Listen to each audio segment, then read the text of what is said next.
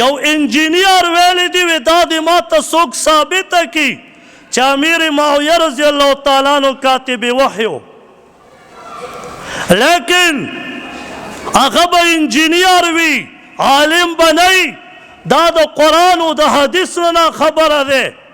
مسند احمد اوچت کا 2519 نمبر حدیث ابن عباس رضی اللہ تعالیٰ عنہ فرمائی دا کاتب و دا نبی علیہ السلام شپږ صحابه کاتب وحیو یو پکې داو بدایه و نهایه اوچته کا ابن کثیر رحمه الله لیکلی پاغې کې هم لیکلی چې کاتب وحی و نن د هغه په شان کې هم ګستاخي کیږي مسلمان غلی دی